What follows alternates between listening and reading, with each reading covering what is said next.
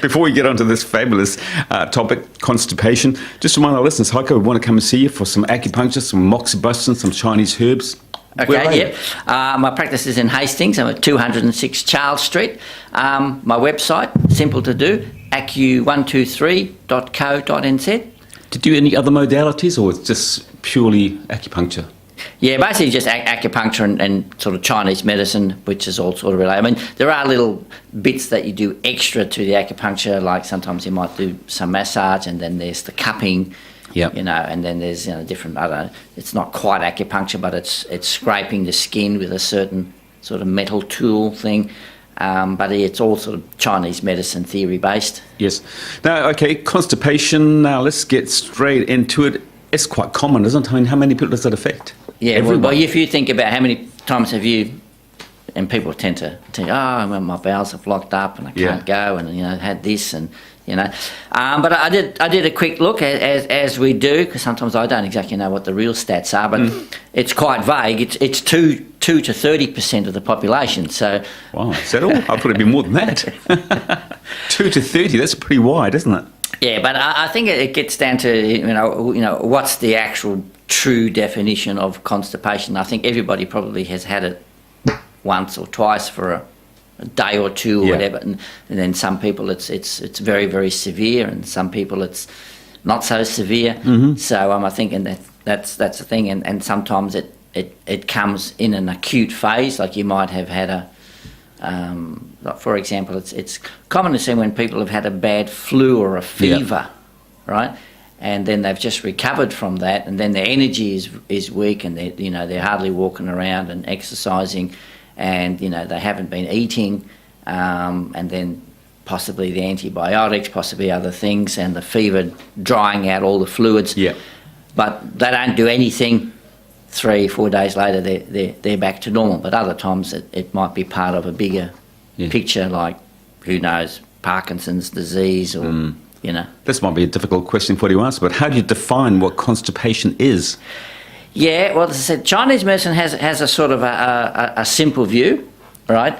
And it's one proper bowel movement per day. And we even have the right time to do it. Do you really? What is the right time? Well, the time is between 5 and 7 in the morning, and the reason for that is that the Chinese medicine, it breaks up the Tao in 2-hour segments, and each 2-hour segment is allocated to a specific organ. And for example, between 3 and 5 o'clock in the morning is the lung energy, and that's when the lung energy starts to kick in. That's why it's sort of good to get up at sort of just before 5 o'clock, start your exercise, just like you. Just like me, yeah. Yeah, start your exercises. Start the day. 7 to 9 o'clock is when you should actually have a bowel movement. Then between 5 and 7 is for the bowel, and then from 7 till 9 o'clock is when you should eat your breakfast and have a big meal, or a substantial meal. And then we say that between 9 and 11, then the meal gets digested and processed. It makes all the fuel and the energy to keep you running for the day. Yeah, I wonder. Let's just take you to task on that. Yeah. And I know. You're not going to ask me a question that I don't know how to answer. I'm sure you'll have an answer for it, and the answer will be acupuncture, no doubt. But we've done programs on kidnappers where we talked about bowel health, and some doctors might say, well, what's regular for you isn't regular for that person over there. So some people, for instance, say, I only go once a week. Yeah. And for them, that's regular. Some might say, well, I go 2 or 3 times a day, and for them, that's regular. So what he's saying here, that to be regular, you should be going between 5 and 7 in the morning, and if you're not, there's something wrong with you. Basically, yeah, and we don't look at it as it may be normal for you, and sometimes it doesn't actually cause any problems. I mean, I do have had patients, and they literally say, yeah, I only go once a week, but I don't have any problems with it, But other people, they don't go for 2 or 3 days, and they feel irritable, and they get a fever, and they get pain, and they get bloating, and they get wind, and it's just like really thing, and anything, and then when they go, they feel so much better. Yeah. Right. So in that essence, yeah, that needs to be rectified. But I think in the other term, where that person who just goes once a week and doesn't have any of those, that doesn't mean that it's good. Doesn't mean that it's healthy. Sure. You know? The other interesting one from our Chinese medicine point of view is that you have some people who go 2 and 3 times a day, be it a normal movement. It's not diarrhea and it's not painful and it's not urgent and all that. But we say that's actually not good. And we actually say that stems from, we say, spleen deficiency, because it's not holding the food in long enough to absorb the nutrients, if you like. Who's it affecting the most? Is it affecting a spectrum of people from littlies to oldies, or is it mostly oldies because they're not doing what they used to do, not getting out, not getting exercising, not getting the stuff going through the body? How are you finding it? No, it's a very broad spectrum. I mean, and I have patients who have had constipation since they were kids. Yeah. You know, and I have parents that bring in their kids and say, look, he or she is just not going. You know. And so they think, well, something's not quite right, and often that is the case. But in particular, I mean, elderly people will be more prone to it, particularly as as they become more bedridden and can't move around, exercise, and then they'll even say it's because well, I'm not able to walk around and move and do that. But yeah, it's sort of a double-edged sword, isn't it? You know, your muscles atrophy, you get tired, your heart gets weak. You know, you can't get up at 5 to 5 and have your run in the morning like you're doing. Is that what you put it down to? Lack of exercise, lack of movement, or is it tied in with diet as well? And if you've got both of those right, then you'd be right, or is it more to it than that? For the very elderly who are bedridden, yep. Often it comes as a double thing. I think it's part of that mechanism is that they don't actually want to eat anymore. No. They lose their appetite. And then it's sort of a bit like, you try to make them eat, but they don't want to, or they don't eat very much. But say in the more other range of age, say between 20 and 60 or whatever, your diet does play a role, and but then also exercise too. But then, as you've probably heard, you have many of these patients that or people, they eat and try anything to get their bowels going, and it doesn't go, and then you have another one who's an exercise junkie and it's still not going. Yeah. Because that then shows it's something else that's causing it. Okay, and what's that likely to be? So Chinese medicine has a number of, as we say, causes or imbalances or constitutional disharmonies that cause it.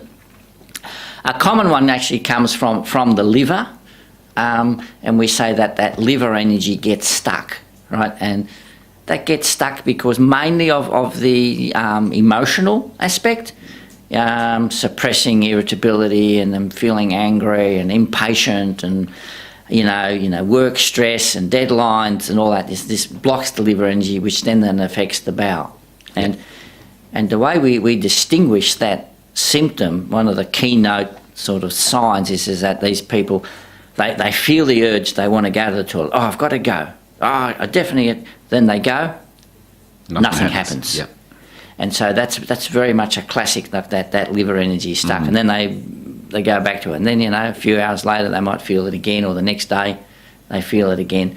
And when they do go, it's probably a normal movement, but then it's and those type of people, they get a lot of the, like the bloating and feeling irritable and stuff like that associated with it. Sure. Okay, so how are we going to treat it? Are you going to treat it with the needle, or are you going to treat it with herbs? I imagine you're going to give them a herb which acts as a laxative. Is that the way it works or not? Again, it depends on the person, on the cause.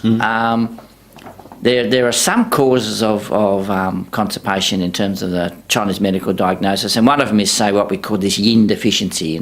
I've mentioned this before, that imbalance can affect many symptoms and complaints, and it's fundamentally a system where the fluids become weak, if you like, and then that leaves a residue of heat and fire, right? That heat and fire then dries out the bowels, and so that the bowels that don't have the moisture to make it work.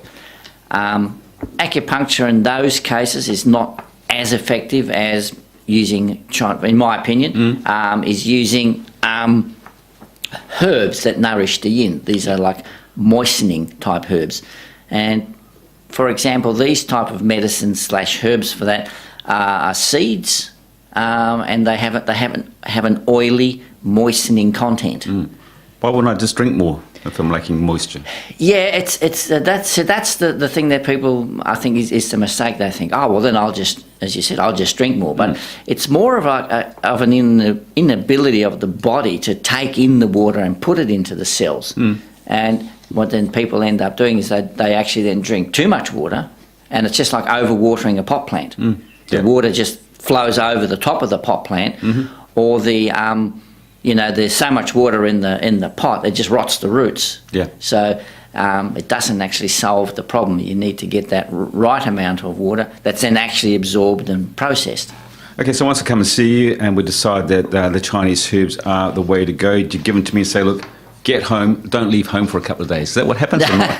Does it work? It doesn't work. How quickly does it work? I mean, no. You see, again, there's different classes of treatment. Sometimes we do have a whole category of herbs that are classed as strong purgatives, and these are used when there's been more of a severe blockage in the bowel, and then so that blockage has to be purged out. That blockage is not coming from a slow, ongoing, gradually increasing yin deficiency that's slowly dried out the bowels. That problem is not coming from a whole lot of stuck energy from the liver. That's coming because something's gone into it and just knotted up the bowels, blocked up the bowels.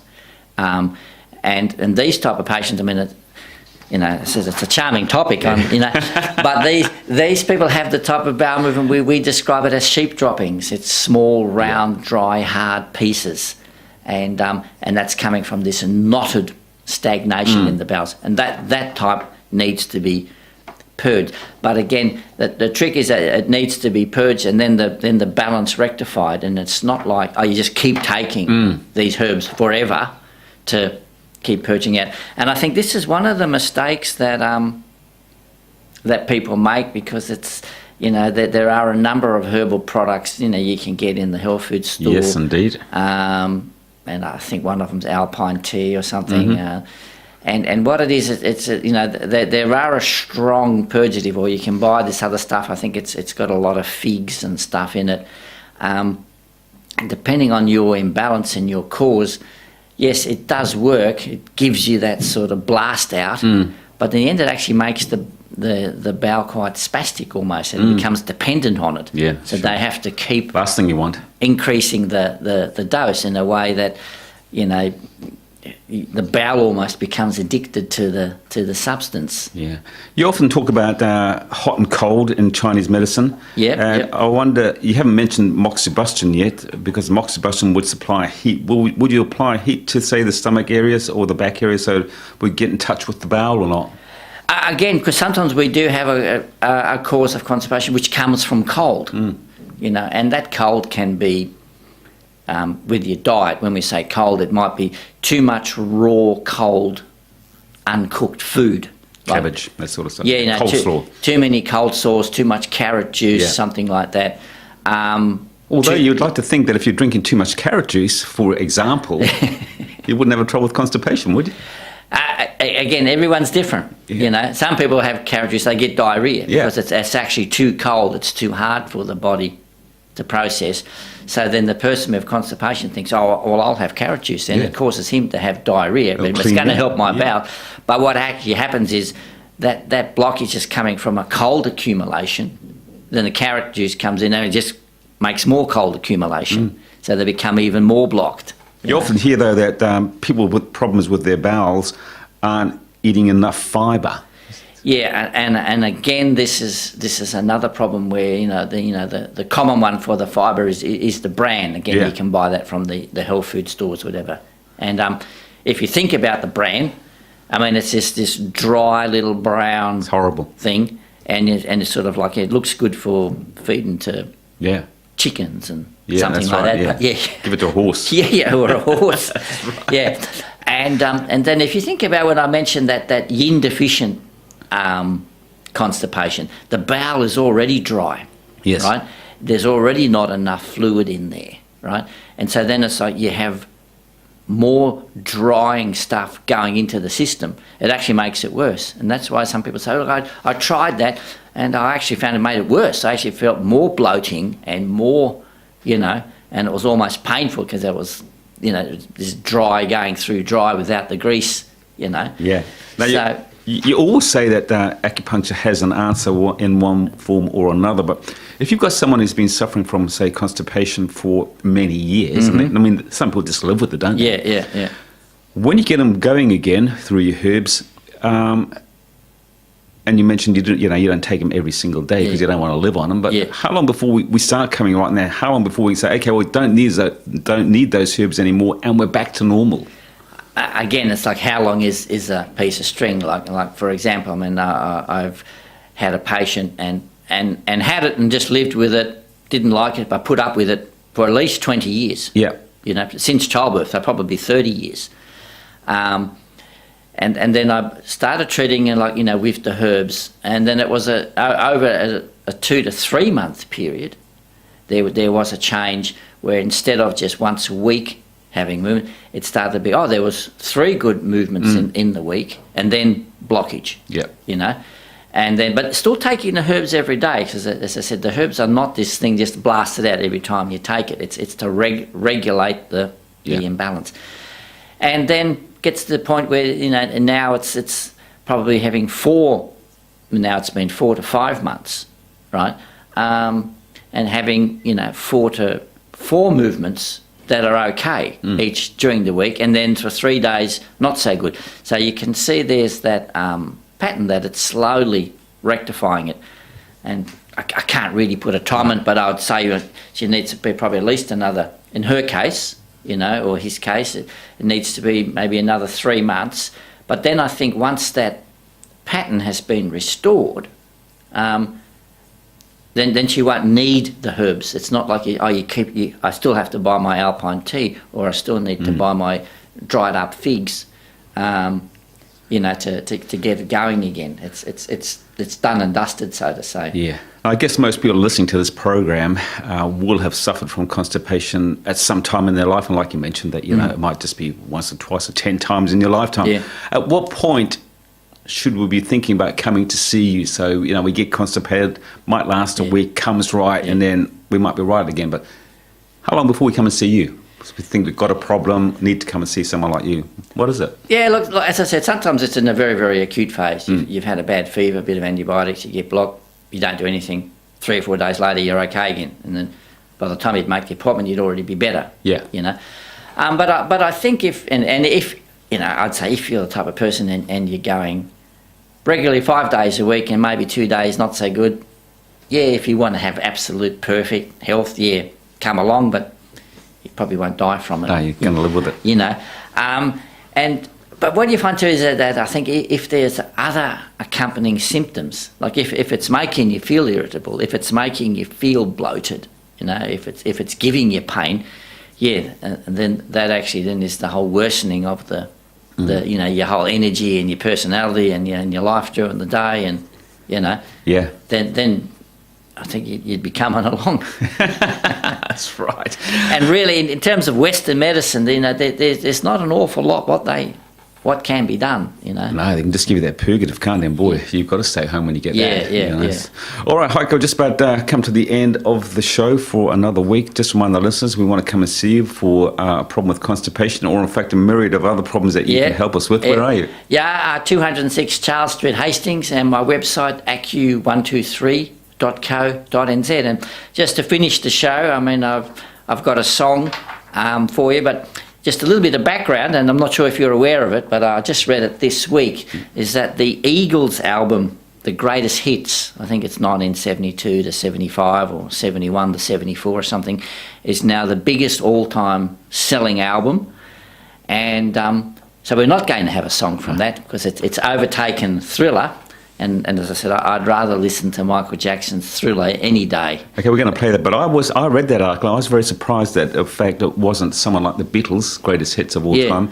And it's a funny old thing, music, isn't it? I was just playing a song this morning on the breakfast show, and I can't even remember what the song was. Yeah. But it got to #1 in Austria. Yeah. got to number 10 in Australia, got to number 10 in New Zealand, but it got to number 104 in America. So music is a funny thing Yeah. that what we think is, I mean, I would think, who would buy Thriller? Yeah. It's not my cup of tea. And I quite like the Eagles, but I probably wouldn't buy their album. Yeah. But here we are. It's the biggest selling album in the whole world. And just very quickly, when you're talking about funny songs getting number one, did you know that Ringo Starr's song "Honey Don't" I know the song, yeah. number one in Denmark or somewhere? Really? For Oh, great song, though. It is. It is. Good on you, Heiko. As was a pleasure. Okay. Catch you later.